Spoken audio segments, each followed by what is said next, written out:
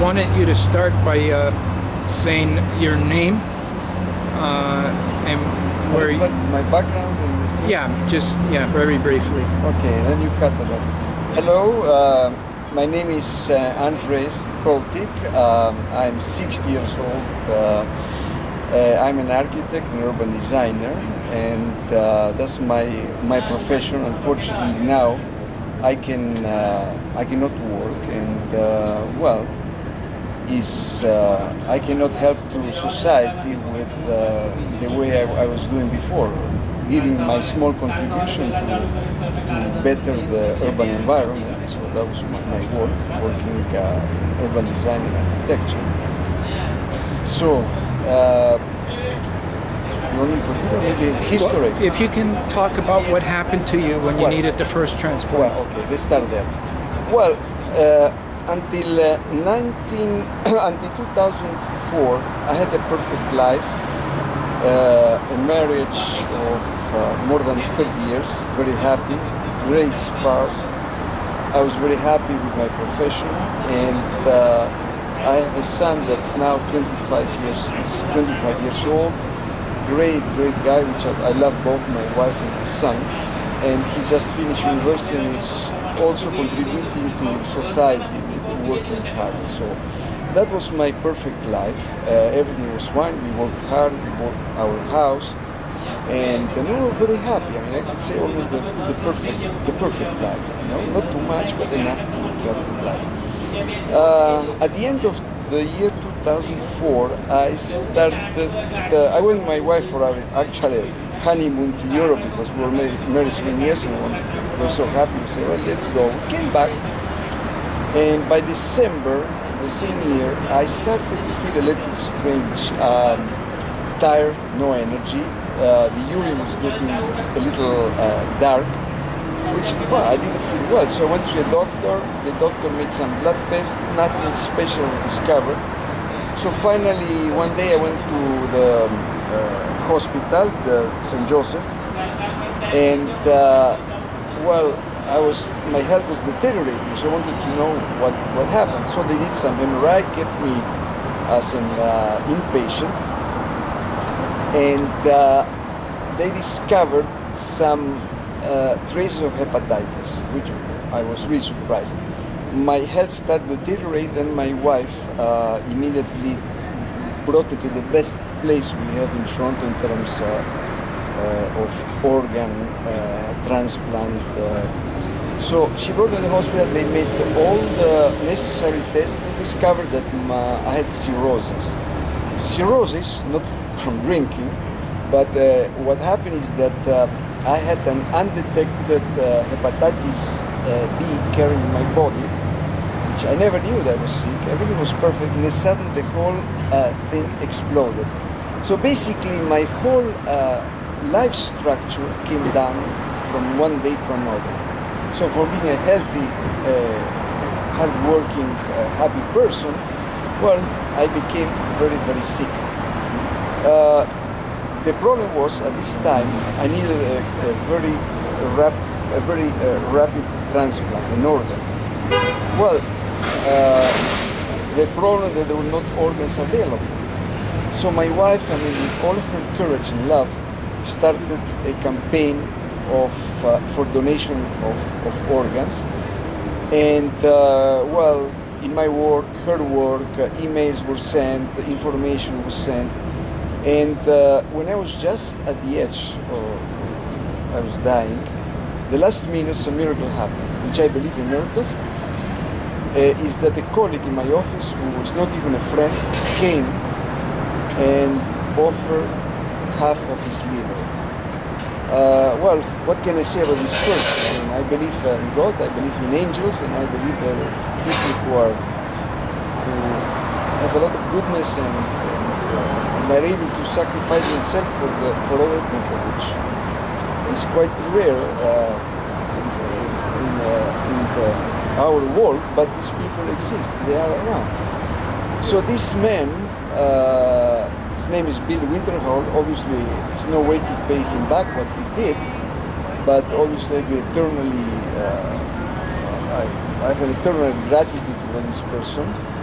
He came, gave me half his liver, and that saved my life. It was a very difficult operation, like any transplant, liver transplant, for a few hours, 9 hours, I believe. Well, I came alive. How's he doing now?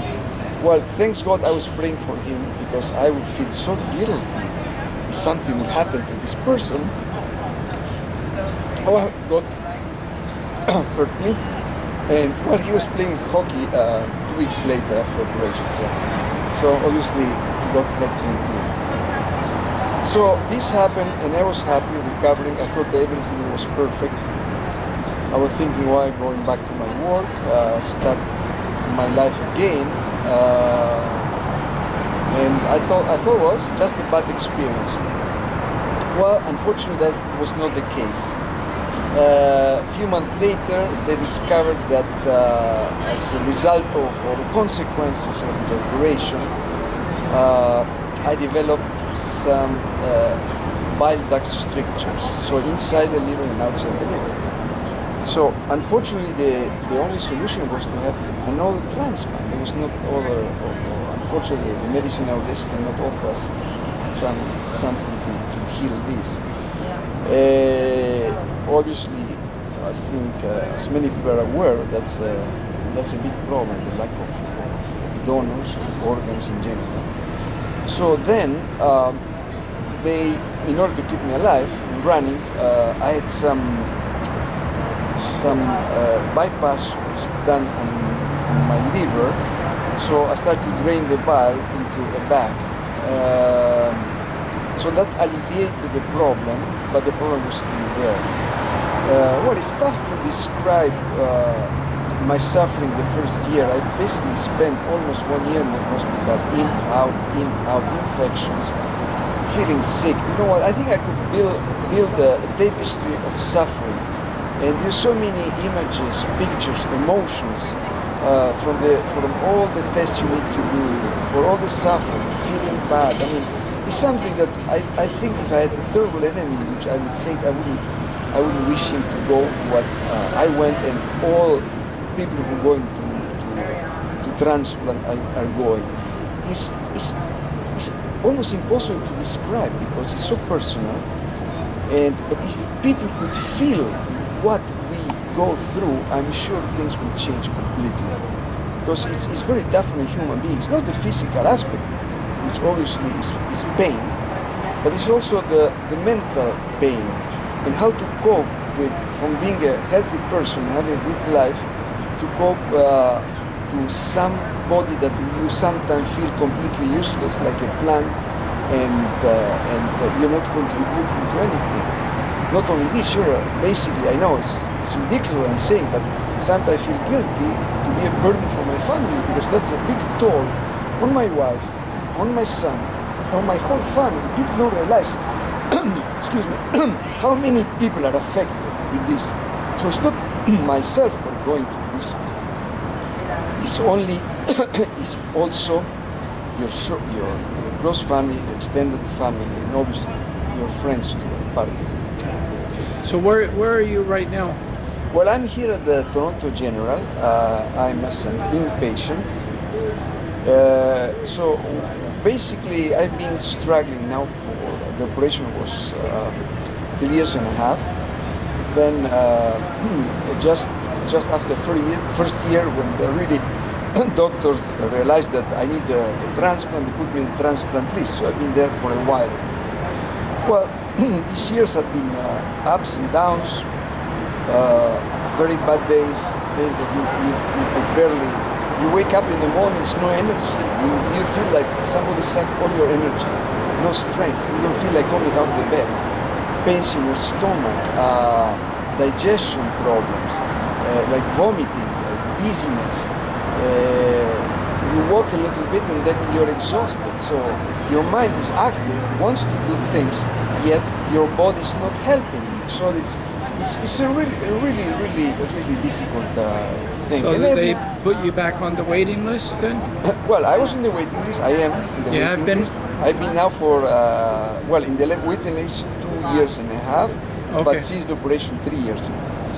You've been on the waiting list for yeah, more than 2 years. Hopefully you get another liver. Well, I pray to God every day. I'm still waiting. 1 year will happen. So I'm what praying happened yesterday? Well, what happened yesterday, probably I would go back maybe a little earlier.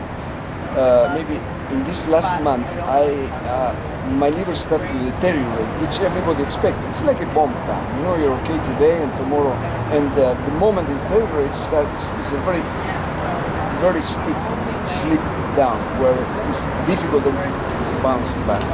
Anyway, I've been this last month 4 times in the hospital, emergency, inpatient, emergency, back home, and then emergency, inpatient, back home. So, probably doctors are tired of seeing me at the nurses too.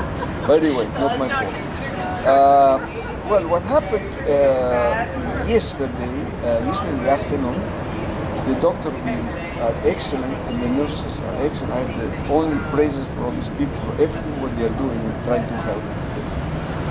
Came in the afternoon and offered me a liver, the possibility of a transplant.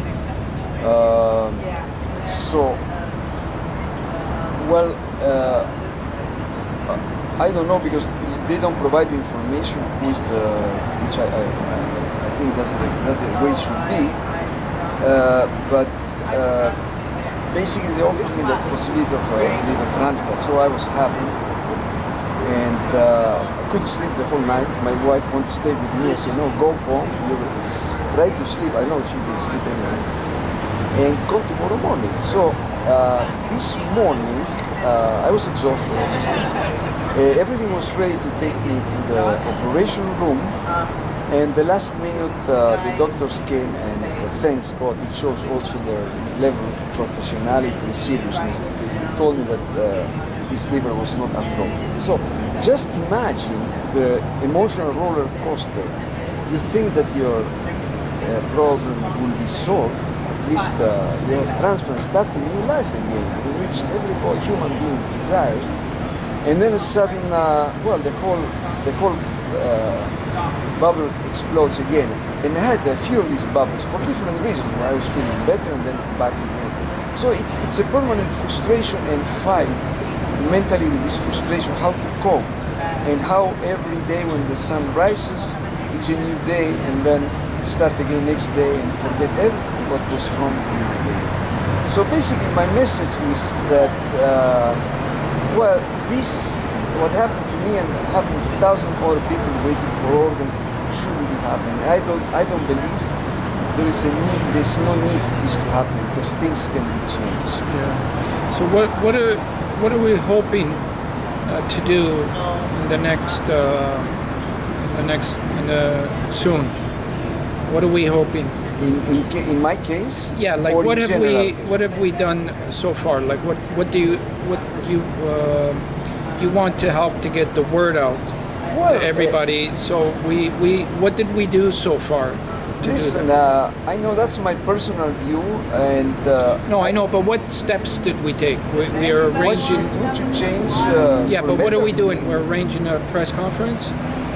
Well, yeah, I called my member of provincial parliament. She seems to be helpful. We'll see. She will phone me tomorrow, and I think we need a press conference. We need to bring the work out. And I think the issue here is Canadians are very generous people. They showed that in the First World, the Second World, the United Nations missions, how they are helping the Third World. So we are doing all these things and we are not able here in our country help ourselves with certain things, you know.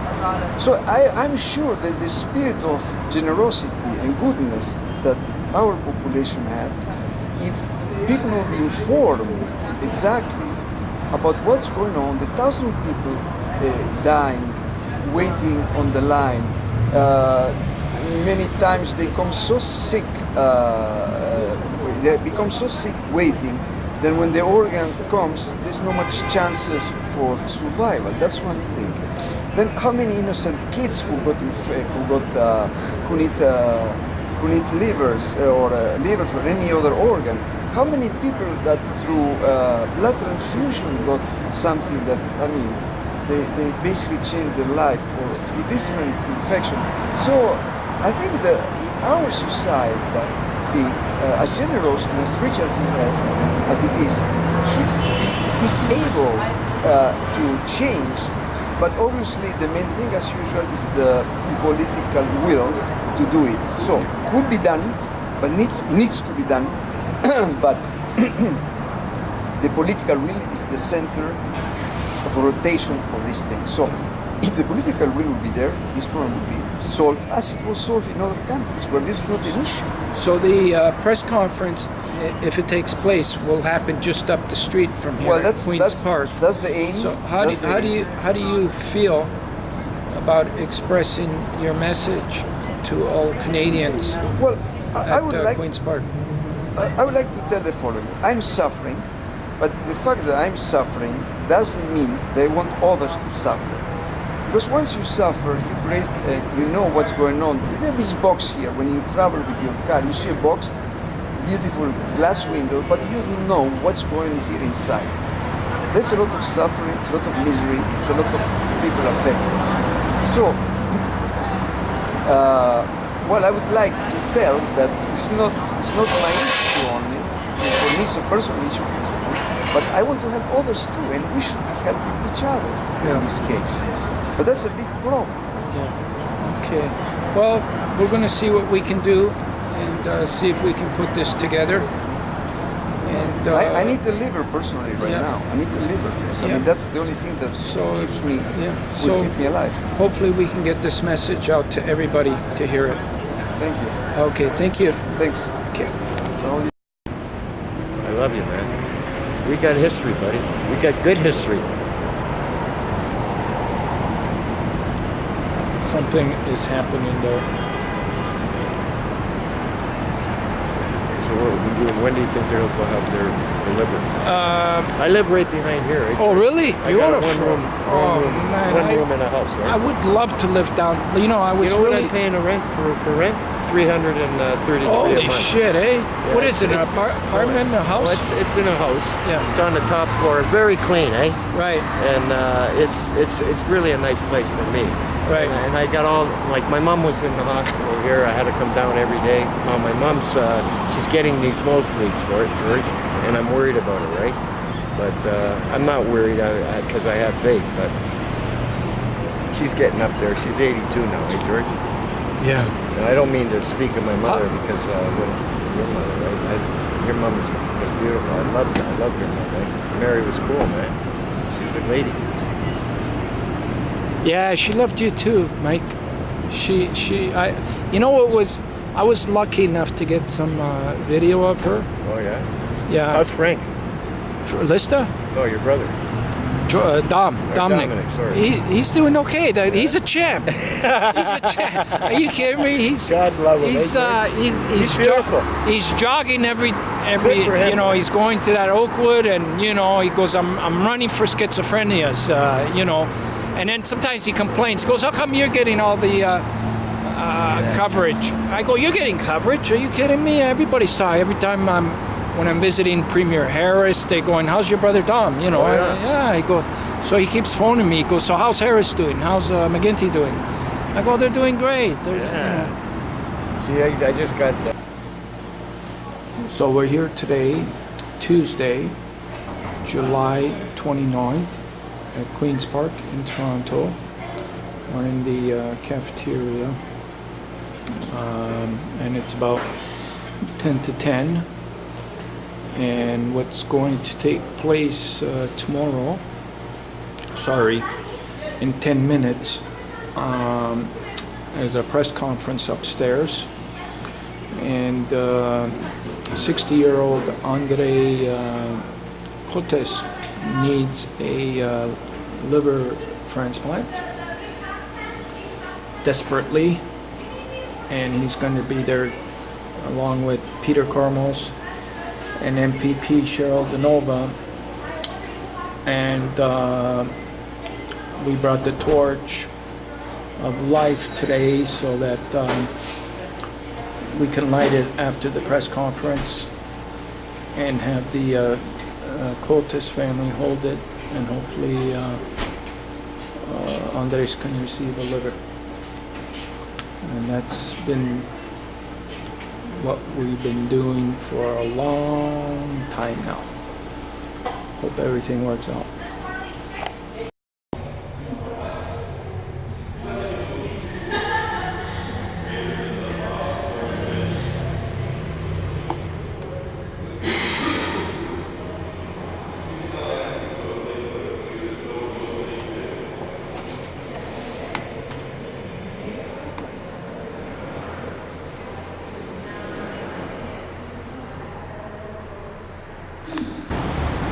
Okay, so the press conference just finished, and we're here at the front of the building preparing to light the torch.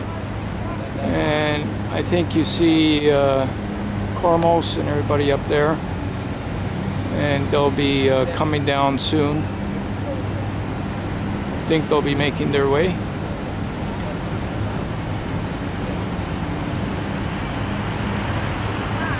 Yep, they're starting to make their way.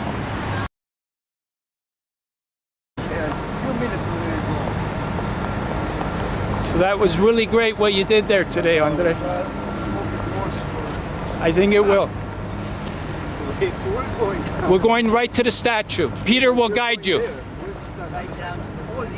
Peter will guide you.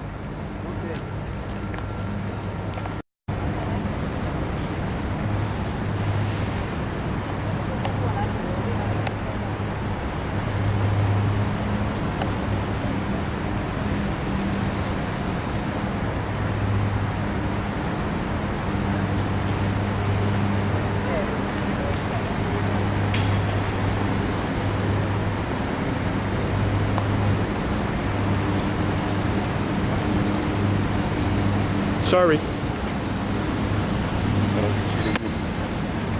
One more? Yes, please.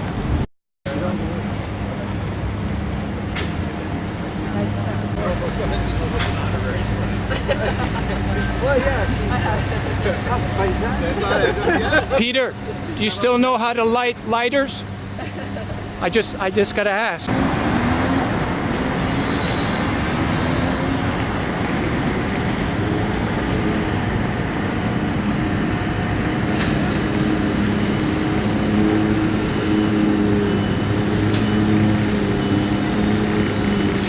Do you have a cup? A cup in the garbage? Yeah, can you see if there's a cup in the garbage? Province. Andres Kodak is in desperate need for a new liver. He has been on a waiting list for 3 years. Today he joined opposition MPPs in calling for a system called presumed consent, where all of us would be considered willing organ donors unless we signed a document specifying otherwise. The system improved donation rates in Europe, but the Ontario government has refused to bring it here. Really, we should diminish the suffering of our fellow Canadians, and I think the solution is there. The only thing that seems to lack is the political will to start an action. I mean, less talking and more action. Now, NDP MPP Peter Cormos plans to introduce for the 3rd time a private member's bill calling for presumed consent. He's going to do that in fall. Legge che introdurrà il concetto di consenso presunto per quanto riguarda l'espianto di organi Really? per i trapianti. La legge consentirebbe di espiantare organi anche dai corpi delle persone che non avevano dato esplicito consenso. Questa sarà la 3ª volta che l'NDP cerca di far approvare una legge per la quale gli ospedali possono presumere che la persona deceduta abbia dato il proprio assenso all'espianto dei propri organi. Coloro che non desiderano donare i propri organi dovranno fare un'apposita dichiarazione scritta anticipata. Sotto l'attuale legge le persone che desiderano donare i propri organi devono fare una dichiarazione in questo senso. Attualmente almeno 1700 persone in Ontario sono disperatamente in attesa di un organo per il trapianto.